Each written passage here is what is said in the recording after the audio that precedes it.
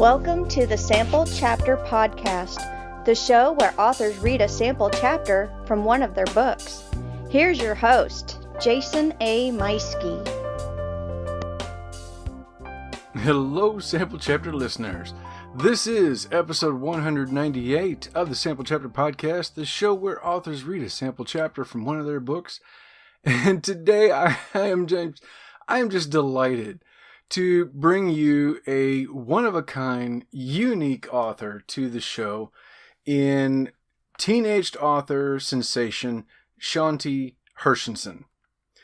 Yes, Shanti is just as the name says, a teenaged author. She is a 14-year-old author who is about to release her 8th book. And as remarkable as that sounds, this is her 8th book in almost 2 years of writing and publishing. So that is a feat that I am just blown away by. She is a remarkable young lady that you are going to just adore in this conversation that we have. We are talking about all of her books and her process, the frenetic ways that she puts these stories together and how these characters come to life. It is such a fun conversation, and you are going to be, I guarantee it, you're going to be grinning ear to ear just like I was listening to her go on about these stories and how much they obviously mean to her. And I invite you to make sure that when this is over with, make sure you go in and click the links for her website and to check her out on Amazon, Goodreads, everywhere else that she is. Follow this young lady. She's going to be a big name one day, and you want to pick up some of these books. And one of the things that's really cool too is, that 8th book is coming out actually tomorrow. So this episode drops on November 30th. It's Tuesday, November 30th that you're hearing this. And tomorrow, Wednesday, December 1st, is when the next book comes out. So you're going to be hearing a sample from book 1 of the Chronicles of Ziel, Delaine, and book 3 of that series is what comes out tomorrow.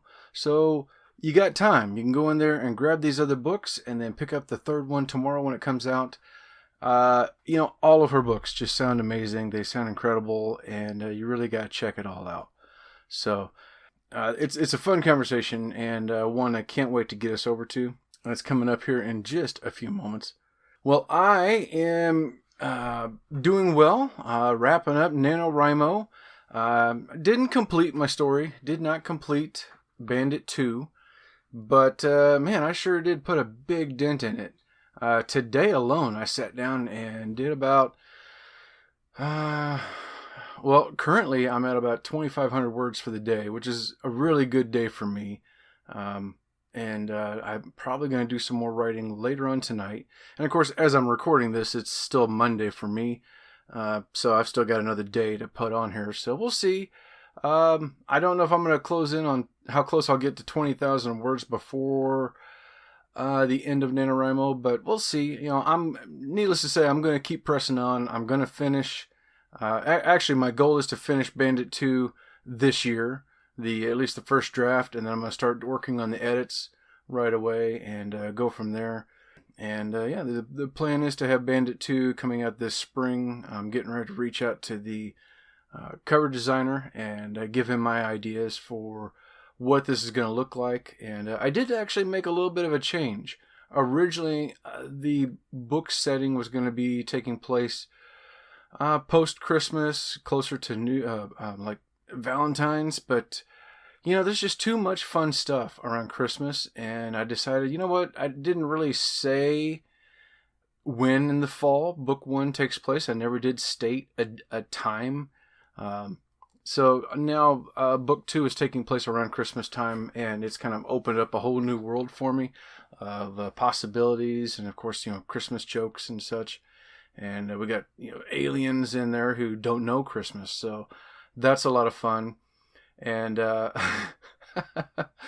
actually made a horrendous discovery the other night. I was laying in bed with my wife, and we're watching, actually Christmas Vacation came on, and it hit me like a bucket of ice water as I'm laying there.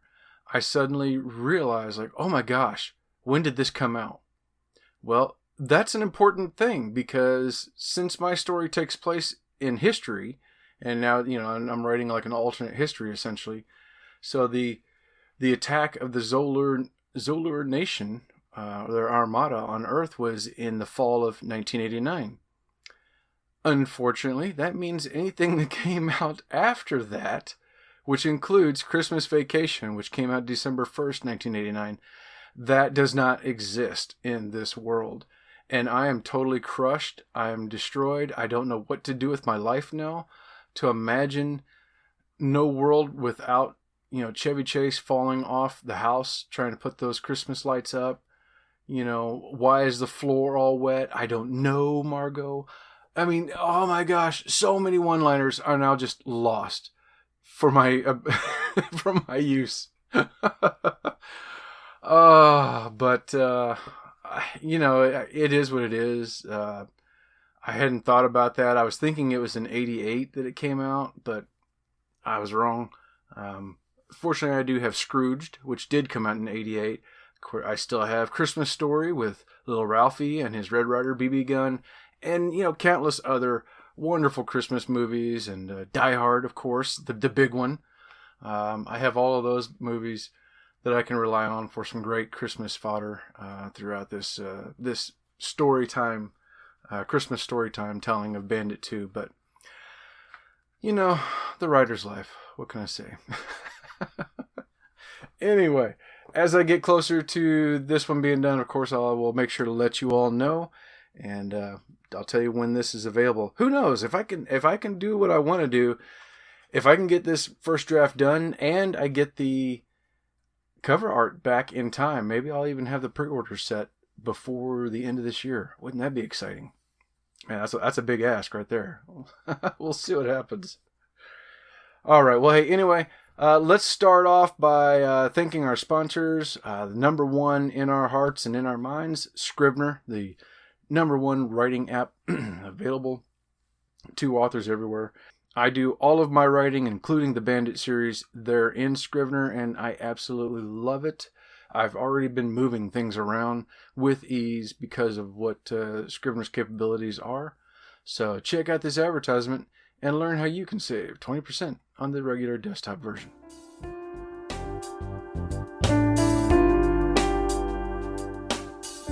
Jason here. Hey, I wanted to take a moment and tell you about my favorite writing tool, Scrivener. Now, I know you've heard about Scrivener because their writing software has been embraced by hundreds of thousands of other writers like you and I, from the novice to best-selling novelists. The reason we all use it is because of Scrivener's core concept to bring all the writing tools you use together in a single application. And with tools like automatic backup, character maps, project goals, and let's not forget that amazing corkboard, you can see why I use Scrivener every day. As a bonus for Sample Chapter podcast listeners, use code CHAPTER for 20% off your desktop version. Scrivener writing software, built by writers for writers. All right, thank you once again to Scrivener. I also want to thank Writer's Block Coffee for being an affiliate of the show, and the affiliate status means if you go in there and you make an order using our coupon code, which is Sample Chapter, by the way, not only do you save 10%, but I get a little piece from the company.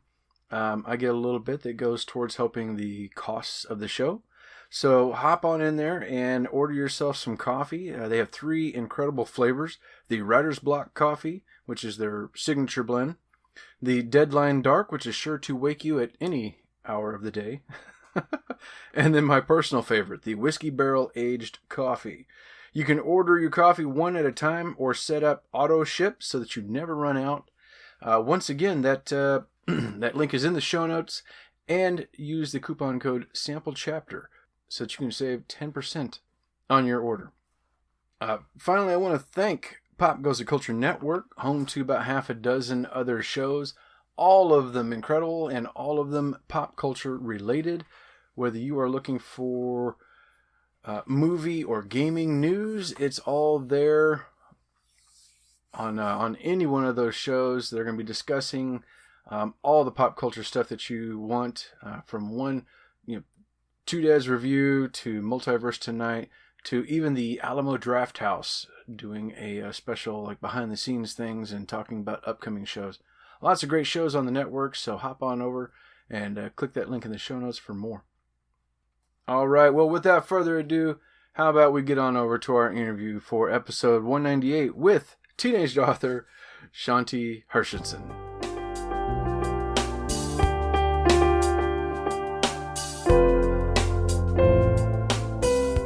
Hello, Sample Chapter listeners.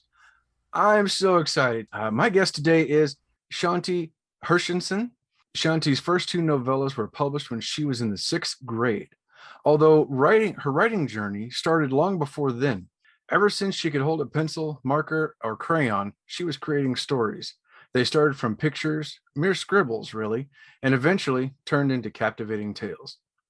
She advocates for anti-bullying, and you might hear her at open mic nights performing her spoken word poem, Needles and Thorns, which is about the struggles of bullying in middle school.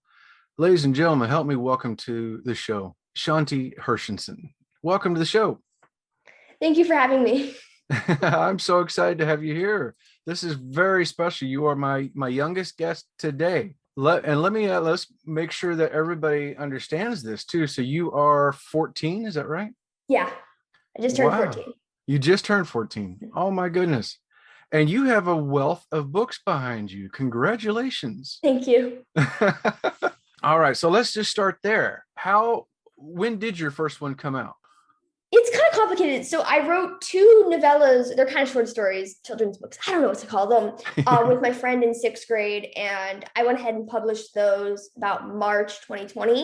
Mm-hmm. And there were 2 of them. I don't like counting those. It's weird because like sometimes I'll count them, sometimes I'll not, because the writing is so outdated and they're just written in this way that could be kind of a series of like short stories and novellas in this larger world. I never ended up continuing them.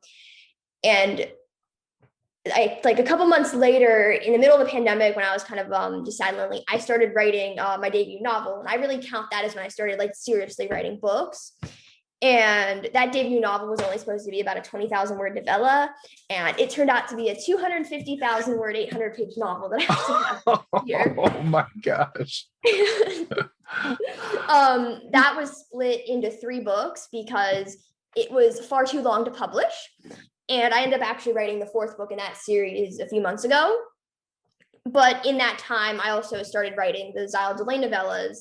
And they're books coming out December 1st. And they're this super kind of fast-paced kind of horror, but like also a lot of paranormal and like fantasy elements to it. And they're this series of novellas. So all like in the middle of the pandemic, all that kind of stuff was going on like all at once. Oh my goodness. I would say so. I'm looking at your Amazon page, and it's just like every month you have something coming out throughout 2020 and 2021. You have been a very busy young lady. Yeah, I try to release books every other month, except it's kind of working. The 3rd Ziel book was originally going to come out sometime in November. I just couldn't get that to happen because there's a lot of stuff that needs to go into publishing a book. Mm-hmm. But so I guess November was kind of a gap month. I was going to say it was like November was the weird month where I kind of had 2. It's like I had a new novel, The Accidental Insurgent, come out on October 31st. And I have one kind of coming out now on December 1st. So yeah, November's been a weird month. Yeah, just kind of skirting November there, just right around it. Yeah. I had a deal with myself that I would write a book last year, and I got it out New Year's Eve. So wow. It still counts. It still counts for 2020. So tell us a little bit about your background. I mean, have you always been a writer? Have you always been looking to do this? I would say yes. I've recently came across a bunch of these old things I've written. A lot of them are like picture books and children's books that I was last night talking about rewriting and publishing. And I wrote these. I used to kind of take paper, and the oldest one I have is from 1st grade. And during free choice, I took a bunch of paper and I bound it all together and wrote this little like chapter book. And I remember it was called The Cat and the Love because those were the only words I could spell at the time. And I rewrote that one several times over like probably from 1st to 3rd grade. And I found a bunch of other stories too that I wrote. So I guess I feel like I've always been a writer, but I've also haven't been as serious about it until like a year ago, because I used to want to be a million different things. I know author was one of them, but it was also like, okay, if I have time, I'll do this when I'm older. And that did not go to plan. So That was what I always said was, I'll do that when I'm older. And then when I found out I was going to be a grandpa, that's when I thought, oh my goodness, I better start writing right now. So you beat me there by probably 40 years. So, so all right. So your first books then, looking on here, you've got the Odyssey, and those are the novellas. Is that right? yeah, those books are so bad in so many different ways. Like if Star Wars had cats in a fantasy setting, and they're like super pretty short. I don't like how short they are. I would have probably made them longer. And so much of it is just explaining the characters. It was written in this really weird format that like combined like lore and poems. I wrote 2 of them in 6th grade. I was going to write a 3rd one, and then I just started writing Biomlock instead. Mm-hmm. And yeah, I don't think I'm ever going to write any more of those books unless I might rewrite them at some point. There you go. There you go. It kind of reminds me, when I first saw them, I was reminded of my kids used to read Warriors a long time ago. Are you familiar with the Warrior books with cats? I used to love those. Yeah. Oh, okay. All right. Yeah, I think it was Aaron Hunter. Is that right? Yeah. Yeah. So my kids were really big fans of that, and they'd watch the videos online that people would make and all that. So yeah, and I got to tell them about this because I'm sure they'd be interested. I feel like that book, I'm trying to think, the improvement in my writing from like Odyssey, which definitely has a lot of Warrior Cats elements, to now is so insane that like I've like shown different people the books and they don't even think it's the same writer. It's really That's interesting. Yeah, just from about a year there, from the second Odyssey book until Biomlock came out.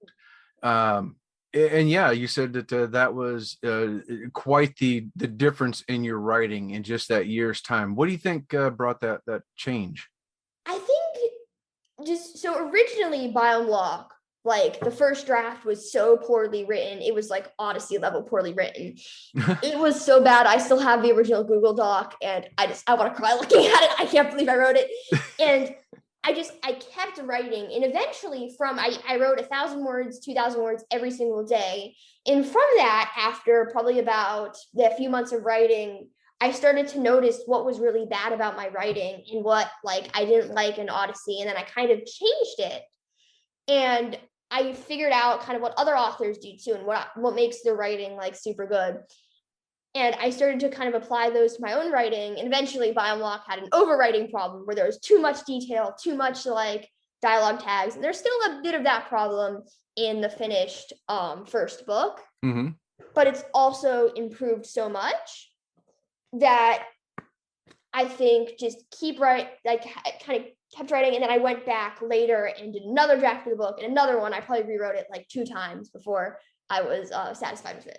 Oh, okay. Well, that's fantastic. So are you doing the editing and the rewriting yourself, or do you have anybody that looks at it?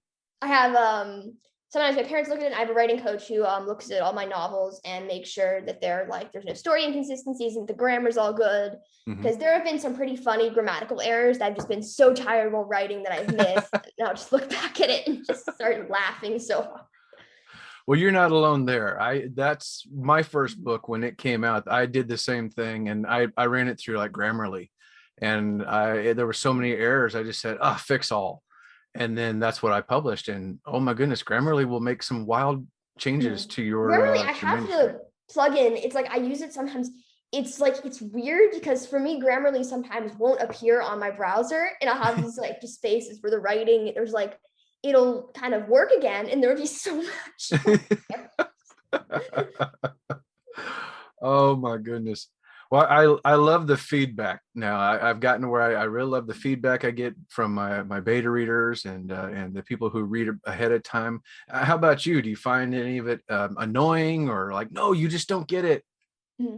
I have tried having beta readers. Generally, my biggest worry with it is that they don't like turn it in time, because I don't know, I'm really like chaotic about like when I want the book published, and then like if the beta readers take too long to turn it in, it's usually kind of a worry. So I got to plan months in advance. But generally, I've done beta reading work for 2 different people, and it's fun on the beta reader's end. I don't know about the author, but it's probably a thing I should start doing more.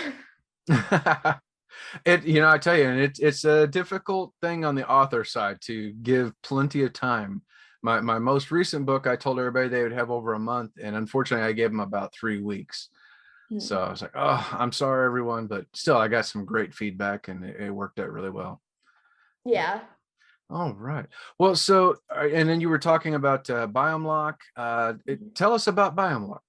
So Biomlocked is a dystopian science fiction novel that takes place about 30 years after an alien invasion. And the aliens are called the Zorb, and they're pretty much humans, except they're stronger. They have sharper teeth, and if you look them in the eye, you'll get sick and you might die. They pretty much completely mess up the world, but they create these biomes, and there's like the desert biome, the dark forest, the grasslands, the mountains. And as soon as the humans turn 13, they're assigned to one of these biomes, and they can't leave, and they're pretty much sent there to die. And Biomlock follows a bunch of main characters who come from 2 different biomes, and they're kind of like groups, and they all kind of join together and want to overthrow the biomes. Only way to do that is to get to a certain biome, and it kind of follows the 3 books follow their adventures, and mainly the main character Griffin and his friend Kira. And it kind of follows both their struggles with the biomes and the aliens, and also their struggles with sickness and like their mental health kind of, and past secrets, because these characters have a lot of them. And it's all these different components creating this one really long story. Oh my goodness. You were just blowing my mind. I remember being 14, and I'm still just focused on, I don't know, maybe picking out what kind of bait I'm going to use to catch fish on, or what kind of game do I want to play today. I could not put together a story idea and stick to it, aside from maybe just some little adventure about my friends and I. But oh my gosh, this is amazing work. Thank you.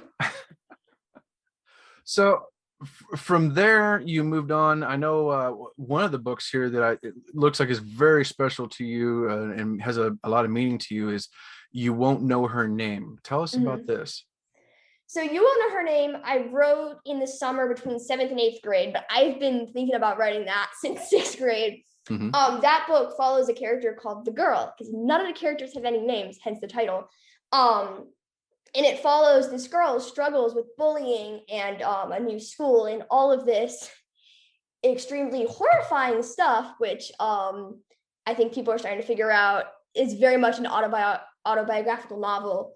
It's written entirely in these poems that seem like they could be written like from like an 11-year-old, because the girl's 11 and then she turns 12 about halfway through the story. And that book it's kind of, I think it's done the best out of all of my books. It has You Won't Know Her Name and Ziel are kind of tied for like the best reviews. And it's this one that I had been thinking about writing for about a year before I actually sat down and just forced myself to do it. So it was by far the hardest book I've ever written. And I feel like every day I woke up telling myself I shouldn't write this book. Nothing good is going to come out of writing this. And every day I just told myself, don't do it. And I finished it. I kind of forced myself to do it. And I finished writing that book in about 10 days. Wow. I published it a few weeks after like editing it, I think a week or 2. And I originally did the cover myself. And then actually a few days ago, I got the new cover, and it just like all coming together for that one. Oh, wow. Fantastic. Yeah. It seems like anytime authors write something that's very personal like that, those are always the hardest, but they're also the most valuable, I think. Yeah. So that's been your experience as well? Yeah, it's my favorite. I think I'm getting a new hardcover for it. I've only gotten one hardcover so far too, and I'm getting a new hardcover for that one. Oh, nice. And I don't remember when it's coming. Might be coming in the next few days. I'm not sure. And like that one, I definitely hold the closest to me. I'm always the most defensive about that book, though I've gotten genuinely, I don't think I've ever gotten really criticism about it, which is weird, but it's like I promote that one the most too. I think I talk about that one the most compared to some of my other books, except for maybe like the Accidental Insurgent. I have talked about a lot, and Biomlock, but like You Won't Her Name is the one that like I feel like whenever I think of my books, I think of that one. So it's definitely like just Yeah. yeah. And that's awesome. All right. So tell us about, you were just talking about it. Tell us about Accidental Insurgent. So The Accidental Insurgent is another one of the novels I wrote in the summer between 7th and 8th grade. It is this dystopian novel that I think it's like 2 days after 7th grade ended. And the one I was working on, I only had a few thousand words in it. And I just did not like that story. I don't remember what it was about, but it was genuinely like not a good one. I just wasn't feeling it. So I sat down, I was like, okay, I'm going to write a new book. And I just started writing this kind of world based on not really my personal experiences, but just kind of how I feel like I've like seen like school be, in the sense that the main character, Allie, is late to school and she's going to die. And it takes place in this dystopian society that's like bound by rules. There are so many of them. I can't even keep track of it. And it's not clear exactly what happened. There's speculation about what happened to the society, but no one was alive long enough to know. And it's like, there's nothing beyond that. There are mountains, and then no one bothers to really know what's beyond that. And for the main character, Allie, she's just struggling to stay alive.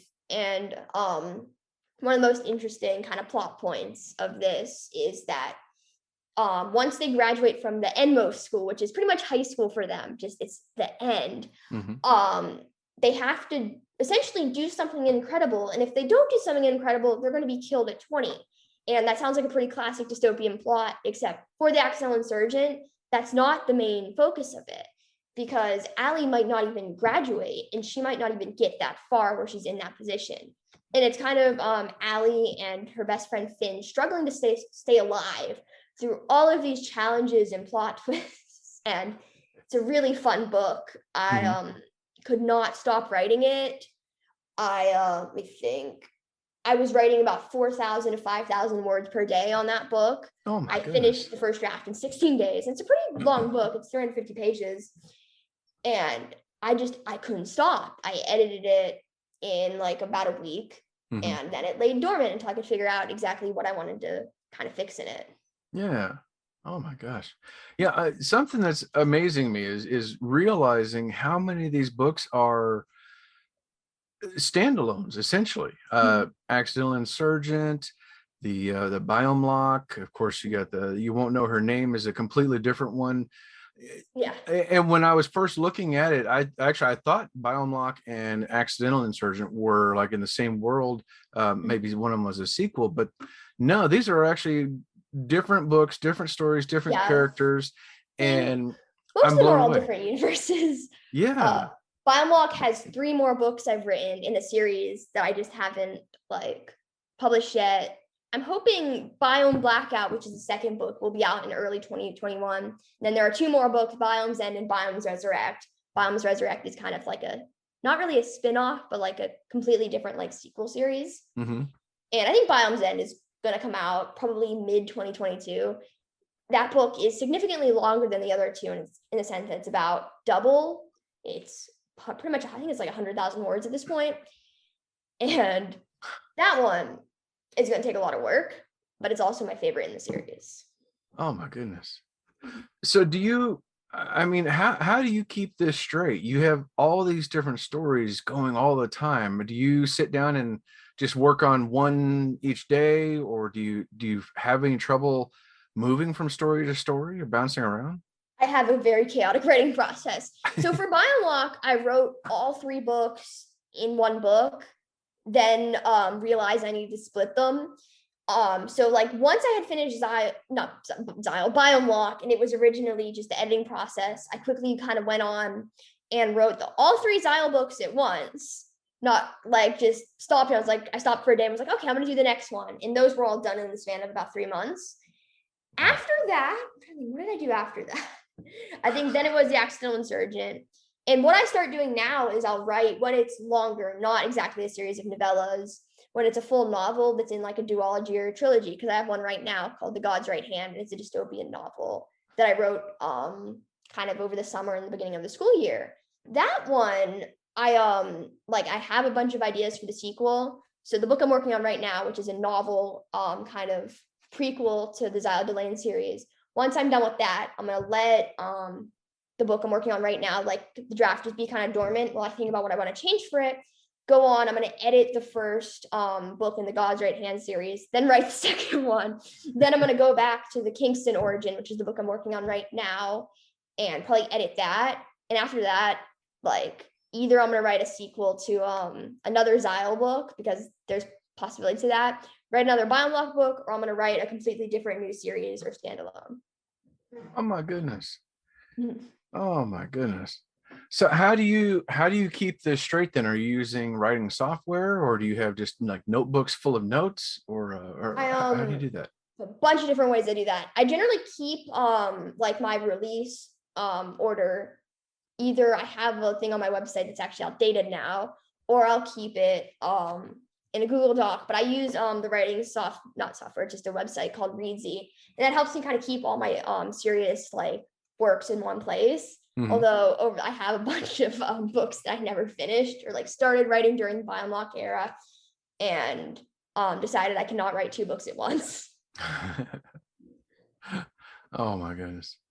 Yeah, so I use Scrivener, and that's helping me to I for the first draft, I'll just go through and just write as much as I can, and then I'm able to go in and separate and go, oh wait, this is part of chapter 1, I got to move that over and such. But it's always interesting to hear somebody else's process and how they're doing that, and to think that you're sitting down and punching out essentially 3 novels at a time is just blowing my mind. Oh my gosh. It's like pretty crazy for me too. I can't stop writing. I don't know. And yeah, every time I just finish a novel, I just go on and keep working on something else, and that kind of clears my mind to be able to go back and kind of edit and add things and change things and write a whole new sequel to that. Because all of my books, except for You Won't Know Her Name, are open-ended to have a sequel. The Accidental Insurgent, that one is slowly becoming more of a possibility if I can think of a good plot, because that book has an ending that could very well lead to more books. Ziel, even though the 3rd Ziel book ends, there is still opportunity for a whole new sequel series.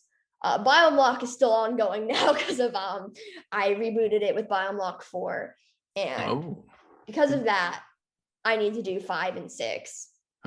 Interesting. And then You Won't Know Her Name's the only book that won't get a sequel. Okay.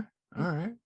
Well, we've danced around it a little bit. The book we're hearing from today is part of that series of the the Chronicles of Ziel Delaine, book 1, The Nightmare of Ziel Delaine. Mm-hmm. Tell us about this series and the first book. So Ziel Delaine was written, I've already said this, but it was written during Biolog at this point. And it was this book that was inspired by multiple different things. One of them I can think of is like these like weird images of places that seem very familiar, but also like creepily familiar and comforting, but also kind of scary. It's like nostalgic and kind of sad too, is like the feeling of it. And I started writing Ziel as this kind of weird, kind of twisted horror story. And I guess in a way it really is. The problem with that book was that as I was writing it, I didn't have an explanation for so many of the events that were going on. Like, why is his imaginary friend talking to him? What's going on? Where does this all make sense? And I was stuck on that plot like loop for days. And I kept writing, but I couldn't figure out a good explanation for it. And not to spoil the book, but I figured it out. And it has this new fantasy element to it and this magic system kind of.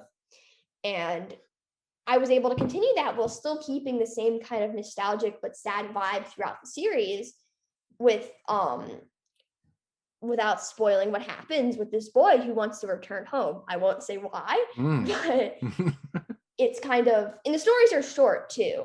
They're about 100 pages. They'd be more if the text size wasn't so small, but alas it is.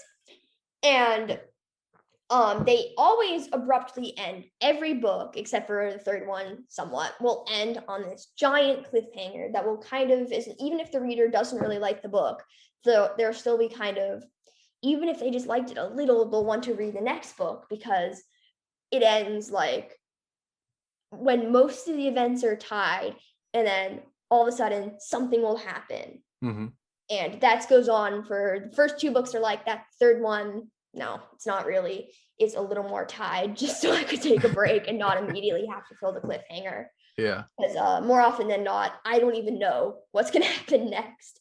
Often I'll have planned like a little, but I do just straight up write and see where it goes most often. Oh my gosh. So you're not planning any of these. You're just jumping in and seeing where it goes. Yeah, I have some like in my notes apps, both on my phone, computer, and Google Docs. It's very chaotic in that way. I will write down little ideas of what I want to happen whenever I think of something. But often, like, there are just large gaps in the books where I don't know what's going to happen. And then it'll kind of twist what happens that I've already written down, because suddenly I can't do that anymore. And suddenly I'll need to change the setting of that scene I had in mind, or I'll need to change something about it. Except thankfully for the book I'm writing right now, because most of that book is actually revealed in the third Ziel book, because it's a villain origin story. So most of the villain, Silly Kingston, his like story is like mentioned in that book, but there's so much of it that isn't, that it's really interesting. And in that book, I plotted out the whole story finally, except for the very, very end. I still got to figure out how that stuff's going to go down. I love it. Oh my goodness. I love the tension there and how that's building up. That sounds amazing. Yeah. So now, whenever it comes to your characters, how you have so much going on, how do you keep your characters from sounding like each other from one book to another? So often I sometimes use character sheets. It's like, depending on the book, the characters will be written differently. Like for the Accidental Insurgent, it really feels like, okay, there's this one character, her name is Allie, and she's telling us this story. And then she talks about Finch.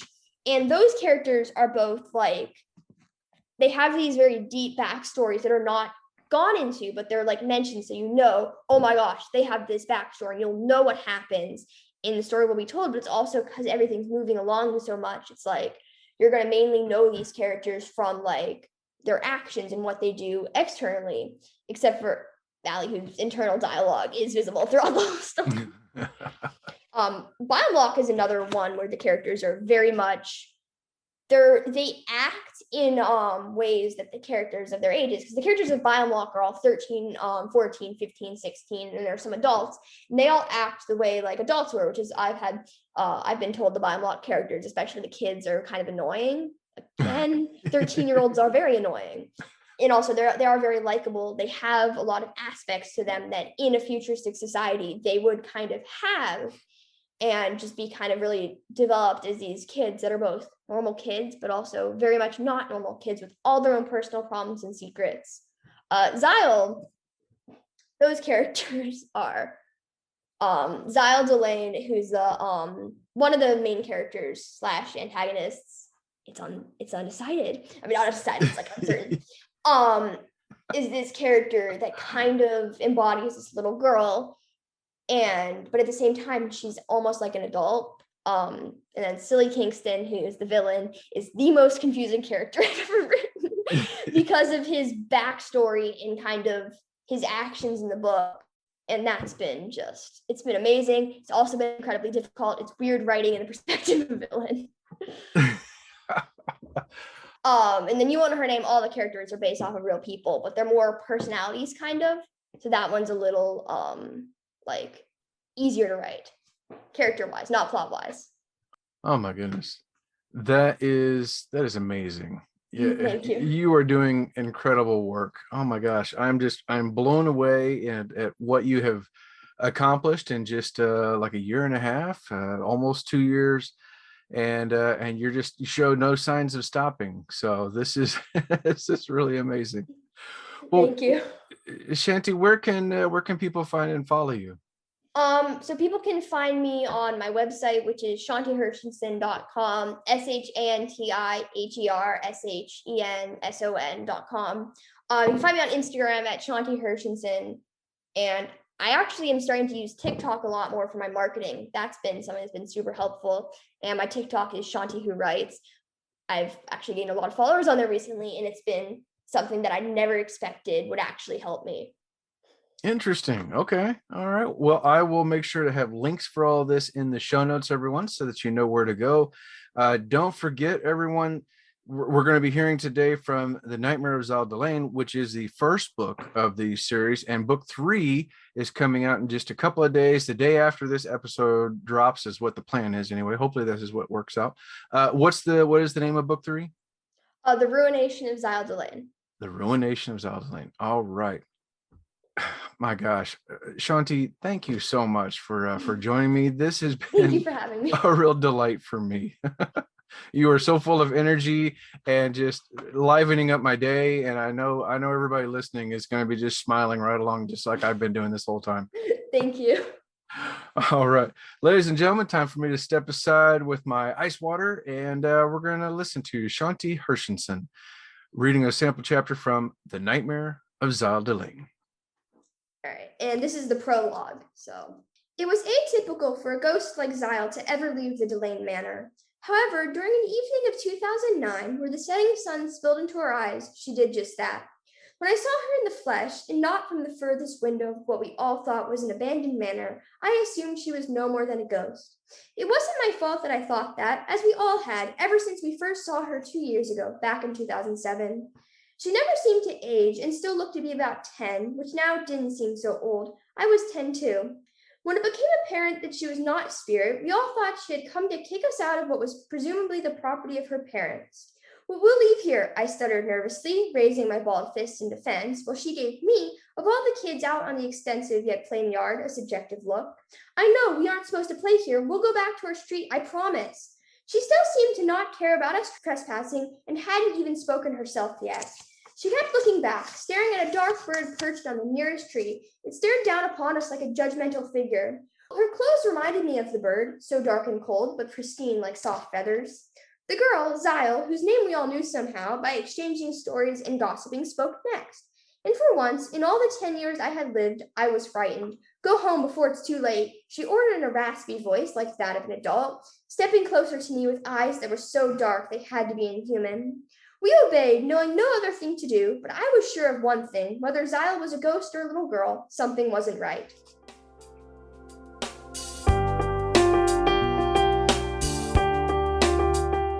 All right, that was Shanti Hershenson reading a sample chapter, the prologue, from Nightmare of Ziel Delaine. That is book 1 of the Chronicles of Ziel Delaine. Book 3 comes out tomorrow, so make sure you click that link in the show notes for Shanti's website and her Amazon page, the Goodreads page, everywhere that you can find her. It's all available down there. Don't forget to also click the links for our podcast friends and sponsors alike, and hit that subscribe button so that you don't miss out next week when I'm back with a very special guest for episode 199. Until then, take care, everybody. We'll see you soon.